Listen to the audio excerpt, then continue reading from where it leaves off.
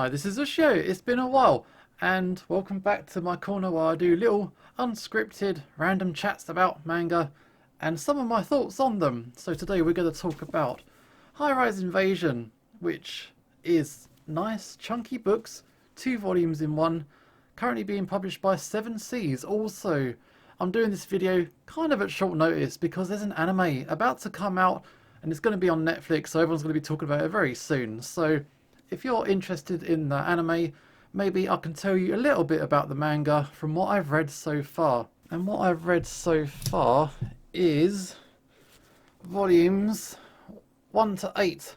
So the first 4 books gets up to volume 8. I'm actually halfway through volume 9, but I kind of ran out of time.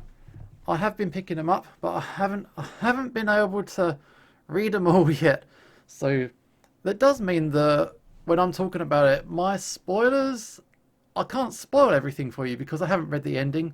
It's 21 volumes in total. So far, we're up to volume, where are we? So far, we're up to volume 16, and it means we're getting close to the end. So I think volume 17, 18 comes out soon, and then from that point, we're pretty much in the end game. So that's going to be interesting to check out. So mild spoilers, and the more I go into the video, the stronger the spoilers are going to be because it's the nature of the kind of series that this is. Also, ignore the green screen. I don't even know if it's working or not. I'm wearing a different coloured mask I've never worn before, and so I don't know if it works. So does it work? Okay, try again. Maybe. If I'll leave it blank, it hasn't worked very well, but we're just going to carry on. So, High-Rise Invasion. We'll start with the premise, and then we'll develop from there and get into the more spoiler territory. So click off at any point in which I think I'm getting a little bit too close for you. So High-Rise Invasion, basically a girl, she kind of turns around and she finds herself in a world made of nothing but high-rise buildings. And that's it. And then she starts getting attacked by people wearing these kinds of masks. And that's literally it. You need to fight for your life. If you're being attacked by a person with a spooky mask, you need to get the hell out of there, try and survive. But as it turns out, not everything is as it seems. The people who are wearing the masks, they kind of can't control their thoughts, and they're just attacking people because they're being instructed to. So I've got like a mask here, sort of like a prop. It doesn't really resemble anything that's in the show, but it's something to work with. So if you put on a mask like this, it will brainwash you, and if you're brainwashed, you can't control what you're doing. So this means that they've got instructions that you need to follow, and their instructions say drive people to despair, and basically they will attack people, and if these people looks like they're going to give up on hope and they jump off a high-rise building, that mission is a successful mission for these guys. They can't control it. They kind of got instructions from elsewhere. So if you put on the mask, on the inside of the mask is all like programming and microchips, and that feeds into your brain, and that takes over your mind and your free will and power. It's weird. It is weird. And these guys are referred to as angels as time goes on. And why are these guys angels? They're trying to find who is the new god of this new world. So angels will assist God. So people who are close to God, this is the terminology that we're told, if you're close to God, you won't be attacked. And also, if you're close to God, you can try and find people wearing masks and you can control them. I'm jumping way ahead. I'm jumping way ahead into the nitty-gritty of how this world functions. Because when you start reading the manga, you have got zero idea what's going on. You just need to fight for your life, grab every little bit of information you can get, because once you've got your information, that's what you use to survive and try and work out how to stop it, basically. So our main character is a young lady, a woman, girl, and she's not on the front cover, but where is she? She is she not on? And okay, she is on the cover of volume 9. So yeah, so this girl, she is our main character, and she's got a bit of a brother complex. It turns out her brother has also been sucked into this world.